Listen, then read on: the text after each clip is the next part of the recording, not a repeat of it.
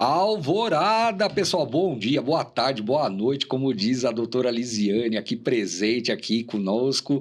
Sejam muito bem-vindos a mais um episódio do nossa Sala de Crise e também Global Intel. Então, nós temos os dois ainda e são as novidades que estão chegando. Estou ainda com a minha camiseta da Global Intel, porém, logo nos próximos episódios estaremos com as nossas camisetas da Então, bom dia, boa tarde, boa noite, doutora Lisiane. Ei, pessoal, bom dia, boa tarde, boa noite. Bom dia, Sérgio, boa tarde, tudo, né? Porque não sabemos que horas que os nossos telespectadores vão assistir.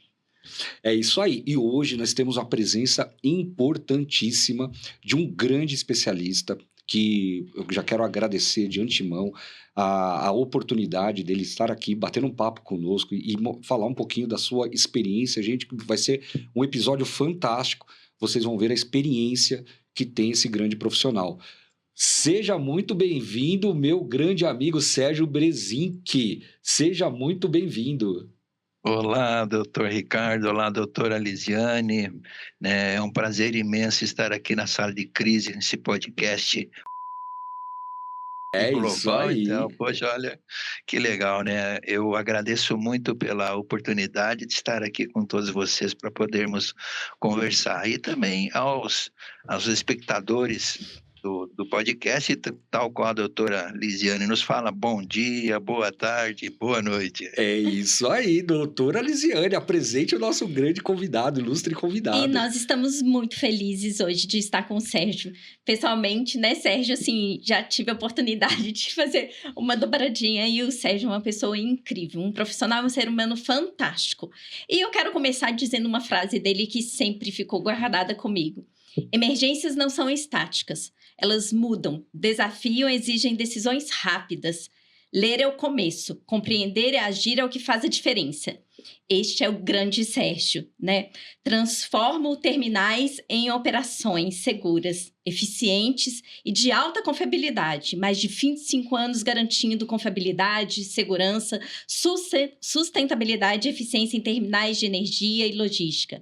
Especialista em segurança, meio ambiente, ESG, fatores humanos, segurança de processo, engenharia de riscos e gestão de emergências. Vou parar por aqui porque o currículo do Sérgio é gigante. É enorme, gente. E agora nós vamos passar para essa pessoa incrível. Sérgio, seja muito bem-vindo. Agradeço mais uma vez imensamente o convite, né? É bom lembrarmos e começar com essa frase de que emergência é algo extremamente dinâmico, não é algo estático, porque faz a diferença para que a gente possa efetivamente manter o equilíbrio em todas as ações que porventura nós possamos ser demandados em uma situação de emergência. E o currículo é fonte de desenvolvimento, de conhecimento contínuo, um processo em que a gente busca, ao longo dos anos, buscar não apenas o conhecimento técnico, mas também aliar a teoria com a prática, né? Porque quando nós temos uma teoria sem prática, ela se torna abstrata. Entretanto, quando nós aliamos essa teoria com o conhecimento prático, que é compartilhado com inúmeras pessoas, ela é a base para o sucesso e nos dará a musculatura necessária para poder atender e antecipar qualquer situação que possa ser considerada como imprevisível ou não planejada. Então, muito obrigado, doutora Lisiane, né, por estarmos juntos compartilhando esse conhecimento, essa oportunidade hoje. Então, a oportunidade é toda nossa, né, doutora? Nossa, mãe, nem se fala. Aprender com um grande mestre, olha só. E, Sérgio, então, agora, pensando em tudo isso, né, toda essa carreira sua muito sólida, a gente gostaria que você dissesse pra gente um pouco qual foi o principal diferencial que permitiu transformar a rotina operacional intensa em uma jornada consistente em desenvolvimento intelectual e técnico. Essa busca pelo conhecimento técnico, ela começou no sistema bancário, por incrível que pareça. Tá? Eu sou um profissional, venho do Rio Grande do Sul e praticamente já trabalhei no Brasil todo na empresa que eu atualmente desempenho as minhas atividades laborais. Mas anteriormente a ela, eu trabalhei no sistema bancário, trabalhei com siderurgia, que foi a base de todo o processo de segurança, onde eu pude identificar inúmeras situações que era oportuno nós estarmos cada vez mais em contato com a força de trabalho, visando identificar as melhorias que deveriam ser implementadas ao longo do tempo, passando depois por ramo alimentício, metalurgia, prestação de serviços e, por fim, no ramo petroquímico. E isso demonstra claramente que em cada um desses segmentos, em cada uma dessas atividades econômicas, é possível aprender coisas. O nosso conhecimento ele não pode ficar parado. Ele precisa, sim, ser objeto de um processo contínuo de desenvolvimento. Como que a gente vai falar em engenharia de confiabilidade? Como que nós vamos mencionar as nuances do ISG? Como abordar o tema fatores humanos se nós não buscarmos desenvolver esse conhecimento junto com as pessoas com as quais nós podemos não apenas compartilhar, mas também aprender muito. Então é com base nisso e com o envolvimento com as pessoas que eu procurei ao longo da minha carreira desenvolver todo esse processo. Ô Sérgio, eu queria fazer uma pergunta para você, até pegando o gancho, né? A sua carreira é fantástica. Eu estava conversando essa semana com a doutora Lisiane sobre essa questão. A nossa geração, a minha, a sua, né, da doutora Lisiane, nós somos muito acostumados a aprender muito. Como que você está vendo essa questão da nova geração que está chegando, esse novo grupo de profissionais que estão chegando, que estão bem distante do que, como nós fomos, né? Eu não estou falando só da questão tecnológica, estou falando da questão mesmo comportamental, né? Perfil. Como que você está vendo esse desafio hoje para trabalhar com preparação mesmo, né? Ainda nós estamos falando de preparação que depois você vai trazer um case para nós real, né? Com toda essa sua sólida experiência, como que você colocou isso numa situação real de crise? Né? Não sei se a doutora Lisiane quer complementar. Juntando essa pergunta, né, aproveite e fale um pouco para a gente, né, muito sobre a preparação, a estratégia e a gestão de stakeholders e principalmente, né, junto com isso tudo, como, né, com essa sua bagagem, Sérgio, e que tem a ver com o perfil das pessoas também, essa liderança, né, em cenários de alta pressão. É muito interessante esse tema, porque ele nos remete a inúmeras situações que foram vivenciadas por muitas pessoas e, entretanto, né, outros ainda não tiveram essa oportunidade. Muito nós falamos hoje, hard skills, soft skills. Hard skills com a bagagem técnica de todo o conhecimento, a normativa, a engenharia de processo, nos dá um embasamento técnico para inúmeras tomadas de decisão. Isso te coloca no jogo. Isso te coloca no jogo. Agora, o que te mantém no jogo é justamente os soft skills e a visão estratégica de governança. E essa visão estratégica, no meu modo de ver, ao longo dos anos, eu aprendi que as pessoas elas precisam entender qual é o seu negócio. O quanto o seu negócio é relevante, o quanto que aquela atividade que ela desenvolve é importante não apenas para ela, para a empresa, mas para a sociedade como um todo. Quando os profissionais, independentemente do seu estágio, pode ser um trainee, pode ser um executivo de alta administração, entende claramente e compreende o seu impacto social, e compreende o que a governança de uma operação de risco é importante, ele não gerencia apenas esses ativos, ele passa a gerenciar também a sustentabilidade de um negócio a longo prazo. E isso só pode ser feito com as pessoas.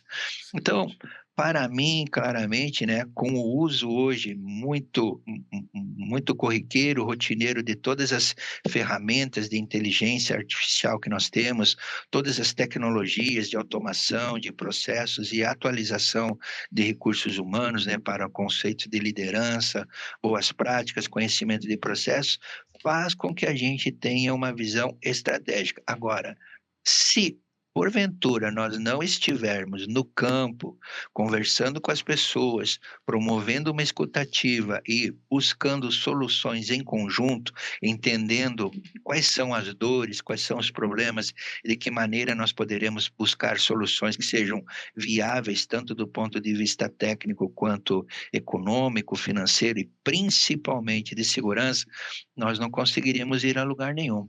Então, essa aproximação, esse contato, essa capacidade em aprender, em trocar conhecimento, ela é fantástica e ela passa, né, no meu modo de ver, a funcionar como visão estratégica do negócio. Lembre-se, eu, você, nós também somos um negócio. Nós também Exatamente. queremos desenvolver, nós também queremos crescer. Então, a partir daqui, nós vamos estabelecer um plano de ação e quais são as métricas utilizadas para atingir aquele objetivo proposto. Nossa, é tão bom ouvir isso de um profissional É com uma fantástico. É. bagagem dessa, né? É fantástico, porque até a sua forma, como você explicou, ficou muito claro e nítido, né? Então é fantástico mesmo. E é tão importante, né, Sérgio, porque assim, independe do segmento tudo, isso é o principal, né, se não tivermos esse cuidado, essa escuta, eh, não tem como, né, funcionar, porque assim, as pessoas que movem os negócios, que fazem com que, né, então é muito importante isso. E diante disso, né, a gente queria que você, agora trouxesse pra gente, né, dentre inúmeros casos que você tem, mas, né, com certeza você escolheu um aí e, né, para esse primeiro podcast, nem se preocupe, viu, gente, que ainda teremos muitas surpresas com o Sérgio. É importante falar isso, né? Esse é o primeiro. Nós teremos uma segunda parte depois com o Sérgio. Então, assim, não, é muita informação. O Sérgio tem uma bagagem fantástica. Então, nós traremos em um segundo momento com o Sérgio também para ele contar mais casos para nós.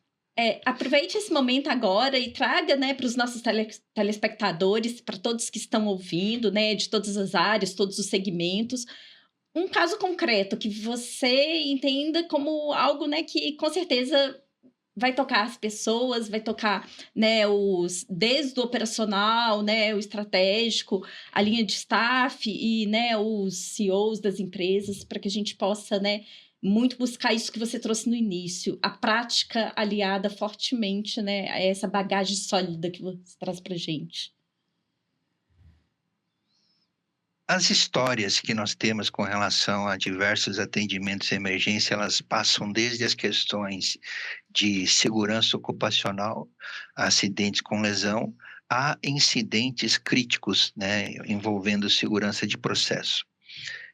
Eu tive a oportunidade ao longo da minha carreira de poder não apenas presenciar, mas ter que gerir inúmeras crises. E um dos pontos mais importantes que a gente pode começar a tratar com relação a isso, e que marca a nossa história, é que aquilo que você está fazendo naquele momento precisa ter um controle, porque a gente está com certeza em alguma pressão. Essa pressão, ela pode ser interna, você mesmo exigindo um resultado que seja satisfatório para minimizar, mitigar qualquer consequência, mas também para as pessoas, para o meio ambiente, para a sociedade, para a empresa que você representa.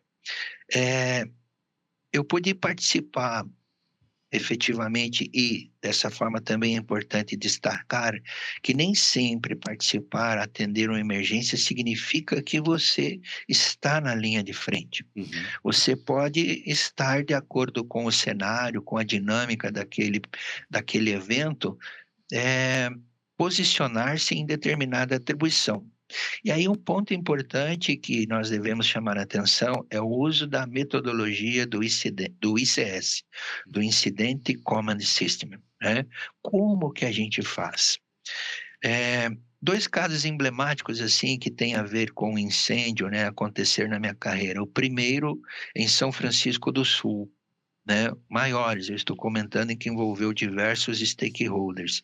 São Francisco do Sul é de conhecimento de todos, em 2013, setembro de 2013, ocorreu um incêndio com fumaça tóxica. O local era um armazém, um armazém logístico, onde armazenava produto fertilizante. Esse produto fertilizante era nitrato de potássio e ficava a 400 metros da minha casa, da minha residência, né?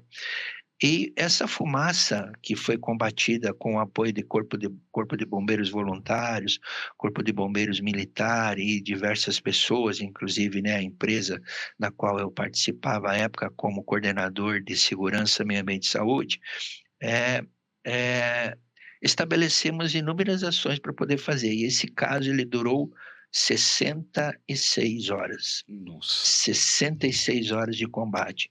Se você pesquisar, né, hoje é muito fácil pesquisar, você vai encontrar imagens, vídeos dessa ocorrência que fizeram com que uma fumaça tóxica de cor alaranjada chegasse até o estado de São Paulo. Nossa. Olha lá, hein? Estamos falando de São Francisco do Sul, litoral de Santa Catarina, e a fumaça chegar no estado de São Paulo, né? Gente do céu. E esse primeiro evento, né, que é algo emblemático, ele é interessante porque houve inúmeros aprendizados que podem ser considerados como críticos. O primeiro deles, né, a falta e a indisponibilidade de recursos. Qual o principal recurso para poder combater esse tipo de emergência? Água. O galpão onde estava contido, armazenado esse produto, ele não tinha todos esses recursos. Ele foi projetado para ser um galpão de armazenamento, mas a quantidade de produto que lá tinha, né, não estava visível dentro de um cenário crítico. E a água, para poder alimentar os caminhões, as viaturas de incêndio, ela tinha que ser coletada em um córrego, um rio próximo, um pequeno rio próximo, colocado em tanques pulmão para depois alimentar essas viaturas, e durante as 66 horas você, por técnicas de resfriamento e de retirada, transferência de material, conseguir conter essa questão. Esse cenário também, ele mostrou claramente a importância do alinhamento com órgãos públicos, Corpo de Bombeiros, seja ele voluntário ou militar, no caso de Santa Catarina, mas também com Defesa Civil, com a Capitania, Marinha, com empresas que possam e deveriam e participavam do plano de auxílio mútuo, e principalmente a Defesa Civil. Em São Francisco do Sul, o local onde aconteceu essa emergência, é um acesso principal à cidade e também para uma praia de Enseada. É um único acesso. E para poder fazer a retirada e evacuação dessas pessoas, foi estabelecido à época um raio de segurança de 2 quilômetros. Nossa. Então, imagine você, né, não tinha água, você precisava relocar boa parte dessas pessoas, a entrada desse município ela é única, né, liga Joinville a São Francisco do Sul, então você tem uma limitação ainda de acesso, e, de novo, o modelo do ICS, estabelecido como SCO, Sistema de Comando de Operações pelo Corpo de Bombeiros, em conjunto com todos os atores, foi determinante para o sucesso disso, né? Esse comando, para vocês terem uma ideia, ele foi estabelecido numa quadra de esportes do meu sogro, né? Lá que foi colocado para que pudesse ser demandado, então, todas as instruções.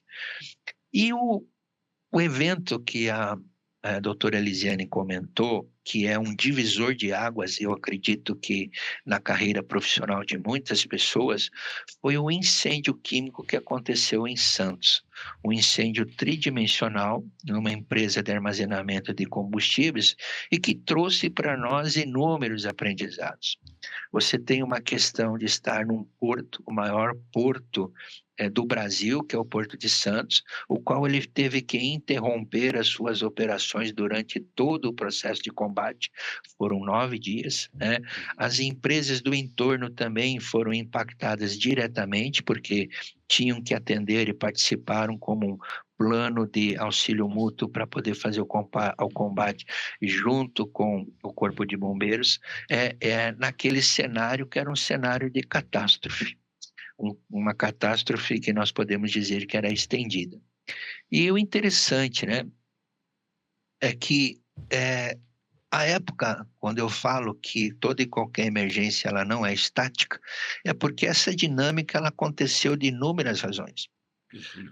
Foram 4 explosões, sendo que a primeira houve uma perda total do sistema de combate a incêndio, que precisou ser alimentado, né, por água da empresa que eu era o coordenador, né, a empresa que eu atuo atualmente, só que em outro estado, né. Também fazendo admissão de água por rebocadores, foram 7 rebocadores coletando água do mar para poder suprir e combater 9 dias de combate. Foram 8 bilhões de metros cúbicos de água utilizado naquela emergência. 431 mil metros cúbicos de líquido gerador de espuma. 6 tanques foram sinistrados. E esses tanques eles continham álcool, gasolina e produtos químicos. Ao mesmo tempo, né, você teve explosões, foram 4, você teve, sendo a última mais crítica de todas, além da primeira, que fez com que ocorresse a perda do sistema de combate a incêndio, e o tempo de duração também teve influência o clima, chuva, vento, a maré. Pô, maré interferir em um incêndio? Sim, interferia, porque aquela água que foi gerada, né, que foi utilizada para o combate, 8 bilhões de metros cúbicos, ela precisava escoar para algum lugar. E Uhum. para onde ela ia? Para o mar. Caramba. Então, a influência da maré também contava para isso. Os danos ambientais, né, a utilização de recursos, você estabelecer rotinas e troca de pessoal, né, que conseguisse atender a todas as demandas, trazer recursos de todo o Brasil, viaturas que vieram de refinarias do Paraná, que vieram de refinarias, né, de Minas, também do interior de São Paulo, né, recursos que foram utilizados para que daquela forma pudesse ser totalmente sanado e mitigado todos os efeitos. Só que essa ocorrência, ela não terminou no momento em que foi extinto o fogo, que a gente disse assim: "Ah, chegamos a um final, depois de 9 dias de combate", porque era necessário você continuar com o processo de rescaldo, é necessário você também mostrar quais foram, né, as interfaces previstas dentro dos planos que funcionaram. Foi necessário também, tal qual aconteceu no incêndio do Joelma, do edifício Joelma, do edifício Andraus, rever conceitos, técnicas para melhorar as condições de armazenamento, no caso específico aí, produtos combustíveis. Então, o grande ponto que fica aqui, né, dentro desse processo também, além da dinâmica do acidente, além da dinâmica do atendimento àquela emergência, né, e que entre um dos pontos poderia inclusive culminar na necessidade de evacuação de boa parte da população de Santos devido ao risco de um dos produtos que poderia, devido ao aquecimento, ao calor irradiado até o contato com a chama se tornar extremamente perigoso, foi a necessidade e o entendimento de que, se não tivéssemos um modelo de atendimento à emergência baseado no ICS, sobre a liderança de um comando unificado, integrado por corpo de bombeiros, empresa sinistrada, empresas de apoio e órgãos que não diferenciavam cor de camisa, patente, posição hierárquica dentro da organização, eram, na verdade, buscando um único objetivo: manter aquilo totalmente sob controle, administrando todas as pressões sociais, econômicas, financeiras e familiares, Uhum. porque o risco ele era muito grande, né? Com possibilidade de danos pessoais muito grandes. Então, esse impacto, esse aprendizado faz com que nós estejamos sempre preparados para qualquer tipo de situação. E esse aprendizado ele é único. Uhum. Provavelmente todas as pessoas que participaram desse evento, independentemente do local, se estava nos bastidores, se estava na frente de serviço, tem algo a acrescentar e uma Uhum. experiência que é única e que com certeza servirá como exemplo não apenas para atender emergências, mas demonstrar que proteger o valor, a vida, proteger a continuidade do negócio, ele é essencial, porque quais são os impactos de tudo isso? Então, é um cenário que realmente trouxe uma bagagem, um conhecimento muito grande em termos de aprendizagem para mim. Teve alguma vítima fatal ou feridos nessa ocorrência, Sérgio? Nenhum acidente. Olha que Você, a gestão, É. quando a gestão nenhum funciona, olha acidente. só que ponto É. interessante. Sim. Você perguntasse assim, poxa, quantas pessoas estavam envolvidas, né? Foram um número muito Uhum. significativo, mas nenhum arranhão superficial, Nossa, nada, a nada, nada, técnica nada, é fantástica, né? nada. É. E o importante foi também você fazer a distribuição. Uhum. Por exemplo, né? Como fazer a admissão de água para poder fazer o combate em 3 frentes de serviço? Isso via por rebocadores. Esses rebocadores, né, eles tinham linhas, sistemas de linhas, que começavam com 6 polegadas, né, faziam uma derivação para 12,5 polegadas e depois nas frentes de serviço para 1,5.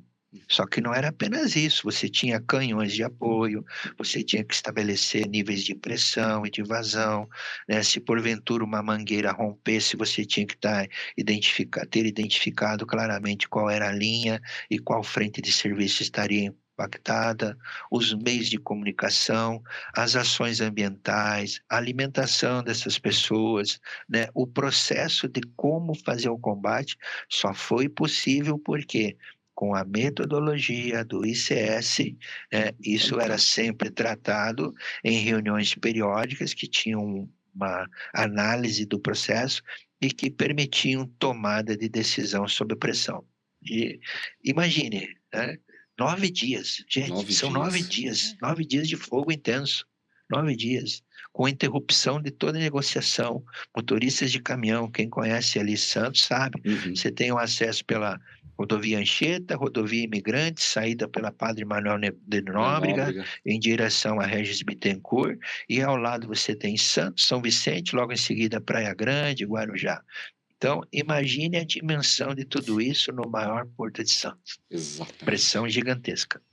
E fico pensando, Sérgio, assim, né, e nas conversas que a gente já teve, como que é impactante quando isso tudo que você traz pra gente também, quando a gente começa a pensar, né, que quase todos esses incidentes, eles extrapolam a indústria, né, e eles caem no social. E isso diz muito da sua fala inicial. Então, diante disso, né, pensando muito nisso e também trazendo, queria fazer uma pergunta, uma provocação aqui, né? Se você tivesse que destacar um único atributo de um gestor, né, dessas lideranças que atuam com isso, qual a diferença daquele líder que consegue sobressair, né, de uma crise dessa forma, sem vítimas, de uma forma extremamente sistêmica, as sessões, né, do ICS-SCO funcionando de uma forma, né, claro, né, não é simples, a gente sabe que a implantação do ICS-SCO ainda é muito incipiente em algumas áreas, a gente sabe que na área que você traz pra gente é uma área que tem trabalhado muito intensivamente com isso, tem uma bagagem muito grande, por isso a sua presença aqui, mas o que para você ficaria como uma palavra, algo marcante para o líder, aquele, né, que consegue traduzir isso de uma forma e aquele outro que numa crise falhou e que a gente teve várias vítimas? É muito interessante a sua pergunta, doutora Elisiane, porque quando o incidente crítico ele acontece, né, o gestor ele deixa de ser um administrador e ele passa a ser um tomador de decisão em pressão extrema. E o que acontece dentro da mente, né, nos primeiros minutos, quando as decisões estão sendo tomadas, é o que pode alterar de uma forma muito drástica o desfecho dessas questões.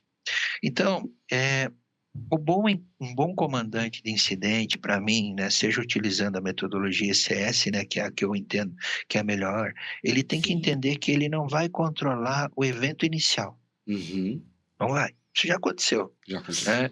O que ele vai controlar e o que ele vai poder dar o apoio é no controle da resposta. Exatamente. E para que ele faça, Excelente. e para que ele faça isso, ele tem que estar ancorado em processos claros, ele precisa ter uma triagem com base em fatos, em dados, em evidências, com pareceres técnicos, fazendo uma triagem das prioridades do que você deve fazer. E é claro que dentro dessa prioridade, a vida em primeiro lugar, a contenção do dano em segundo lugar, mas também o isolamento do ruído externo, que hoje é muito praticado através do aparelhinho na sua mão, chamado iPhone, smartphone, redes sociais, que veicula informações de forma livre em segundos. Exato. E tudo isso é importante porque você precisa tomar essas decisões e elas precisam ser cirúrgicas. Para isso é preciso entender claramente quais são as atribuições, o papel de cada um, os recursos que deverão e são utilizados no momento daquela emergência. E um ponto claro, né, é usar a tecnologia ao seu favor. De tal forma que o comandante, ele tome a decisão acertada e tenha a autonomia clara no campo para poder fazer isso. Por quê? Porque se o evento ele é dinâmico, ele não é estático, muitas coisas podem mudar em questão de segundos. Basta um instante, basta uma explosão, basta um movimento diferenciado. Então, saber que você está gerindo, né, pessoas em momento de estresse, que com certeza pode ter depois alguma situação pós-traumática, né, porque a força de trabalho, a empresa, a sociedade, elas vão ficar impactadas por aquilo. Sim. Então, é extremamente importante que aquele parecer, aquela tomada de decisão, ela possa ser feita de uma forma conjunta. Por isso, novamente, né, eu friso isso com muita veemência, né? A organização do atendimento a emergências de demanda continuada através da metodologia do sistema de comando de incidentes via comando unificado, com planos de resposta claros, atualizados, faz a diferença nesse momento. Então, planejamento é uma palavra muito importante, doutora Lisiane, e controle das pressões, né? Em um cenário de alta pressão, equilíbrio, eu diria assim, é algo importante. Se me permite, eu poderia dizer assim, usaria 3 palavras, né? Um comandante, né, se a gente falar como se fosse CEO, ele poderia, se a gente fizesse lá um triângulo, né, na ponta, lá no vértice em cima, dizer assim, C. C de quê? De conexão. Embaixo, na base, nas 2 extremidades, E de equilíbrio, O de orientação. Então, conectar, equilibrar e orientar. Com base nisso tudo, você tem um izinho no meio de tudo isso. Esse I de influência, de inteligência, né? de interação, de integração. Porque somente assim é que você vai poder ter decisões acertadas e minimizar aquilo que por si só pode estar sendo catastrófico naquele momento. Que aula! Que aula! Estou aqui Incrível. Sem palavras. Mas isso é um ponto que você trouxe também, eu queria fazer até um comentário, né? E é um ponto que muitas pessoas às vezes até esquecem. Um incêndio, uma catástrofe dessa magnitude, ele impactou a vida de várias cidades, né? Sim. Daí quando você trouxe... Eu sou de São Paulo, né? Hoje eu estou em Minas, mas eu sou de São Paulo, e eu conheço bem, eu frequentei muito ali a questão de Peruíbe, né? Então pegava muito a Padre Manuel da Nóbrega, que ela desemboca lá na Regis Bittencourt. Agora, todas aquelas cidades, elas foram impactadas, todas. A economia da cidade, ela foi impactada, principalmente cidades que são cidades veraneios, né? Que são cidades de final de semana, que às vezes a receita da cidade, ela vem devido aos turistas, né? Ela vem originada dos turistas. Como que foi a organização da empresa com esses municípios, né, com esses prefeitos? Porque daí você também trouxe uma outra palavra, é a tomada de decisão sob pressão. Daí o prefeito começa a ligar para o comandante lá do ICS lá e falar o seguinte, cara, você tem que liberar a rodovia. Como que foi isso? Como que foi essa sua experiência? Desculpa, passei na frente da pergunta da doutora Lisiane. Como eu falei, né, é muito importante você ter a noção que você desempenha papel de acordo com atribuições que também são dinâmicas. Por exemplo, num primeiro momento, eu estava numa frente de combate. Uhum. Num segundo momento, eu estava gerindo, fazendo a gestão junto com o gerente da minha área para a transferência de produtos que visassem garantir não apenas a integridade do terminal, mas também de toda a população do entorno, porque os produtos que nós manuseamos, eles são de altíssimo potencial, tal qual aquele que estava queimando, Uhum. né? Então, em outro momento, eu estava numa frente de atendimento logístico. Então, de acordo com a necessidade, você vai se movimentando. É interessante o seu comentário, porque muitas pessoas acreditam, muitas organizações, às vezes, elas pensam que a crise, o evento, né, físico, ele, após controlado, significa que houve um encerramento da emergência. Pelo contrário, o dia seguinte, e isso eu lembro muito bem da aula que o professor Ricardo nos deu, né, com relação à gestão de emergências e crises corporativas, ele pode ser muito mais crítico do que o próprio incidente. Exatamente. Quais são os impactos? Esses impactos, eles podem durar não apenas no momento, mas eles podem durar anos, através de passivos que são ocultos, como processos criminais, processos cíveis, multas ambientais astronômicas. Você pode ter aí também perda de licença de operação e um estresse traumático daquela força de trabalho que esteve diretamente envolvida no evento. Então, as empresas, elas precisam sim ter um plano estruturado para sua recuperação de negócios e de uma reabilitação psicossocial. E aí, fazer o registro, os controles, as ações que foram desenvolvidas para poder dar fim àquela ocorrência, controle de custos, danos, ela faz a diferença. Agora, né, a pergunta né, como que a gente volta a uma situação melhor do que quando nós nos encontrávamos antes da emergência? Quais são os impactos? Aí eu entendo que a aproximação, e eu volto lá ao início da nossa fala, conhecer o negócio. Uhum. Quando você conhece o negócio, significa que você precisa conhecer o local onde você trabalha, quais são os cenários críticos, quem são os stakeholders principais que vão te apoiar no momento daquela emergência, que esse apoio ele é construído em tempos de paz, construído no momento da emergência não. Se nós pensamos que essa construção ocorrerá no momento da emergência e não sabemos o nome do comandante do Corpo de Bombeiros, o representante do órgão regulador que vai nos atender, né, a gente não conhece, nós teremos problemas. Então, Vou pegar o gancho aqui. Mineradoras, prestem atenção nessa fala. Parem de querer conversar com a autoridade quando acontece evento. Né? Nós tivemos aqui 2 casos em Minas Gerais, Mariana e Brumadinho, e parece que as pessoas esqueceram já e estão realmente indo buscar as autoridades só quando precisam. Né? Então, acho que essa é uma lição aprendida que o Sérgio está trazendo para nós, assim, numa bandeja de prata, que muitas vezes a gente fala, viu, Sérgio? Né? Parece que nós somos só, assim, os teóricos, né? Agora vocês estão ouvindo um especialista que viveu essa situação. Então, é muito importante, principalmente agora falando do estado de Minas Gerais, as mineradoras terem consciência que esse diálogo ele não pode ser só de uma questão oportuna de buscar dinheiro ou de dar dinheiro, mas tem que ser um diálogo cotidiano, tem que ser frequente. Correto, doutor Ricardo, né? E isso está muito materializado em algo que, num princípio, era considerado como uma tendência e passou a ser exigência, né? Falo praticamente do ISG. Uhum. Que são pilares importantíssimas que traduzem no dia a dia operacional que um gestor, que um líder precisa ter com relação a possíveis ocorrências. E por que isso?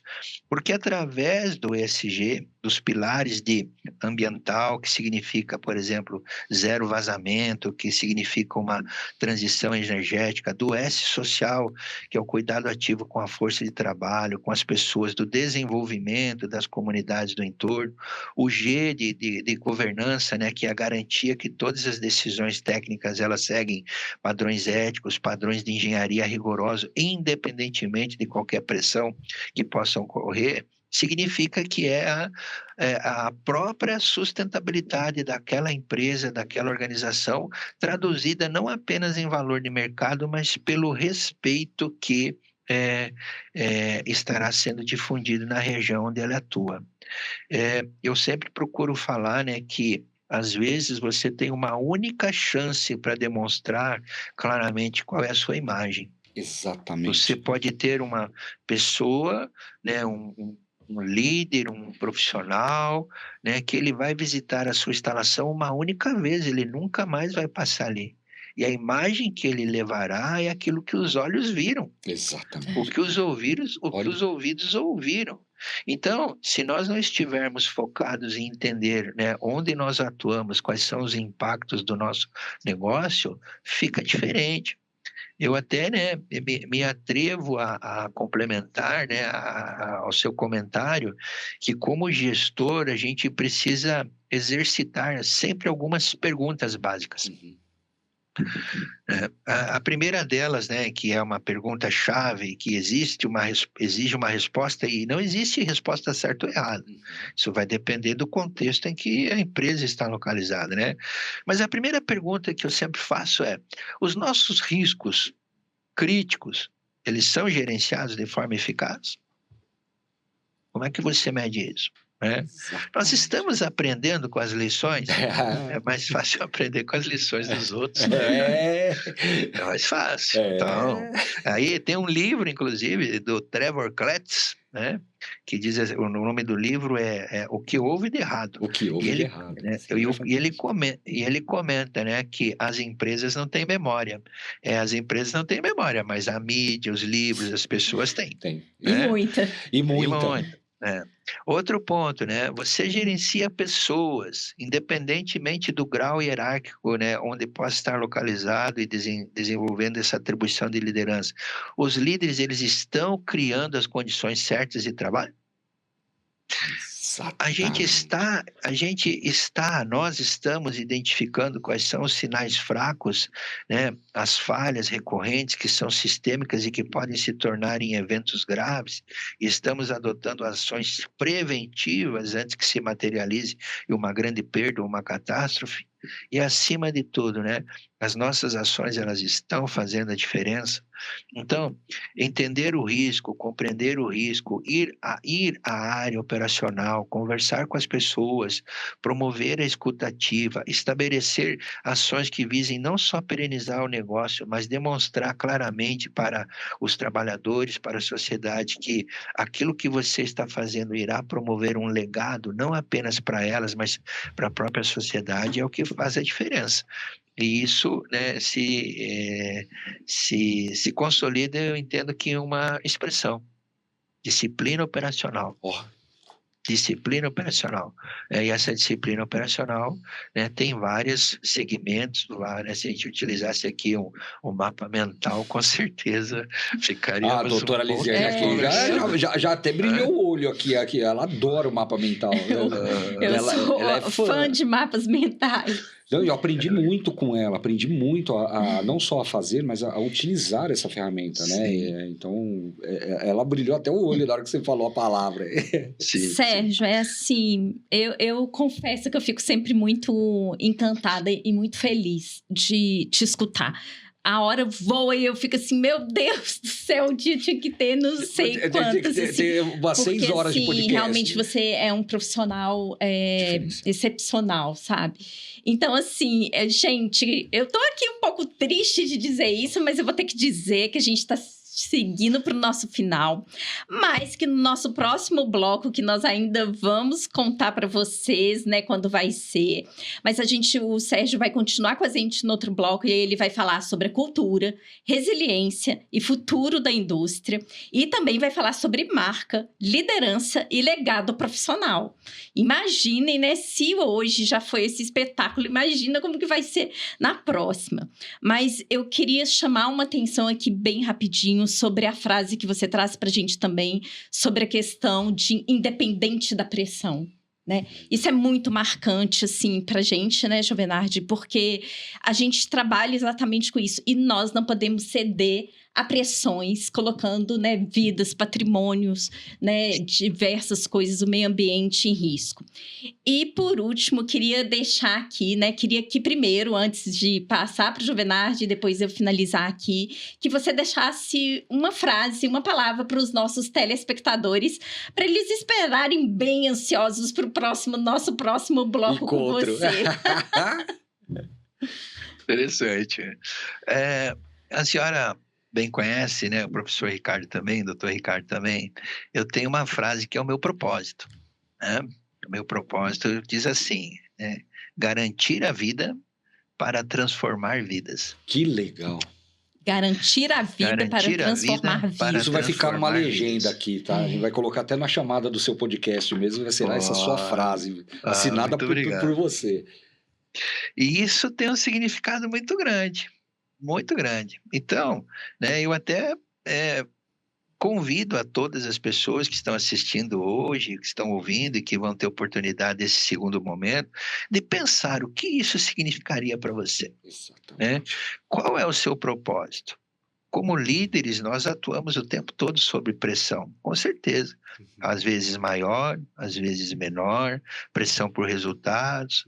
Né? Nós precisamos melhorar processos, nós precisamos adequar rotinas, nós precisamos verificar se os indicadores eles estão sendo plenamente atendidos e, no caso de não propor medidas corretivas, precisamos promover a escutativa, interagir com a força de trabalho, interagir com os diversos stakeholders, e tudo isso, para mim, está dentro dessa frase.